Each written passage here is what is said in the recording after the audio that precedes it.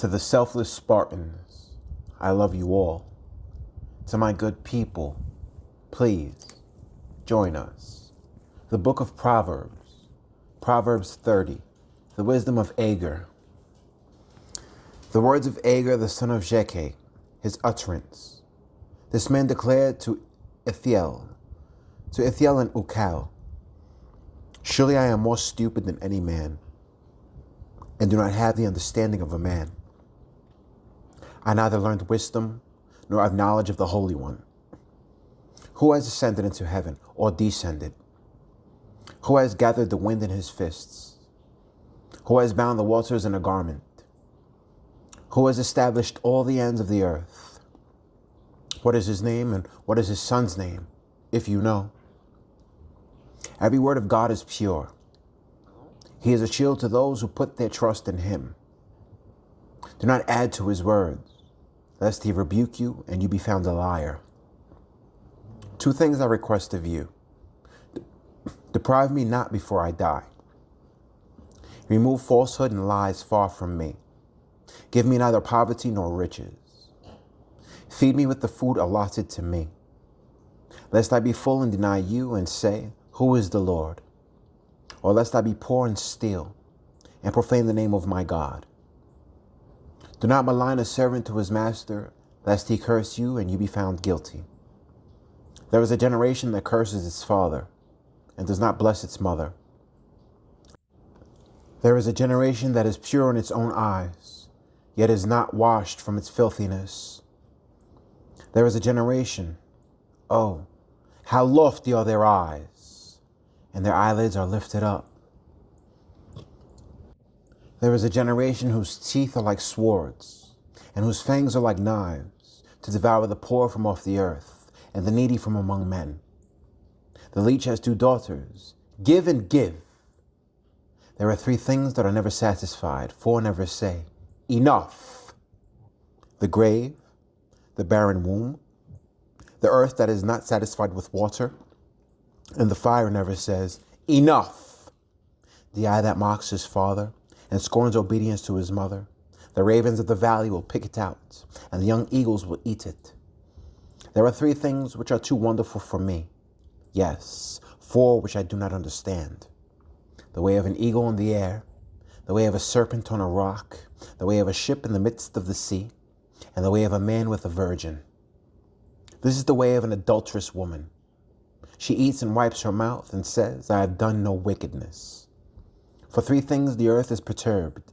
Yes, for four it cannot bear up. For a servant when he reigns, a fool when he is filled with food, a hateful woman when she is married, and the maidservant who succeeds her mistress. There are four things which are little on the earth, but they are exceedingly wise. The ants are a people not strong, yet they prepare their food in the summer. The rock badgers are a feeble folk, yet they make their homes in the crags. The locusts have no king, yet they all advance in ranks. The spider skillfully grasps with its hands, and it is in kings' palaces. There are three things which are majestic in pace, yes, four which are stately in walk. A lion, which is mighty among beasts and does not turn away from any. A greyhound, a male goat also, and the king whose troops are with him. If you have been foolish in exalting yourself, or if you have devised evil, put your hand on your mouth. For as the churning of milk produces butter, and wringing the nose produces blood, so the forcing of wrath produces strife. Proverbs 31. The words of King Lemuel's mother. The words of King Lemuel, the utterance which his mother taught him. What, my son? And what, son of my womb? And what, son of my vows?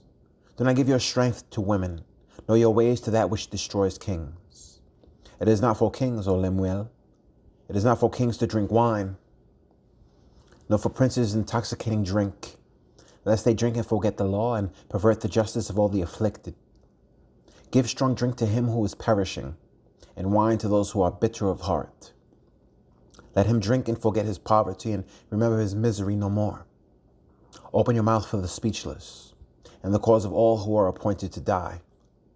Open your mouth, judge righteously, and plead the cause of the poor and needy. The virtuous wife. Who can find the virtuous wife? For her worth is far above rubies. The heart of her husband safely trusts her, so he will have no lack of gain. She does him good and not evil all the days of her life. She seeks wool and flax and willingly works with her hands. She is like the merchant ships. She brings her food from afar.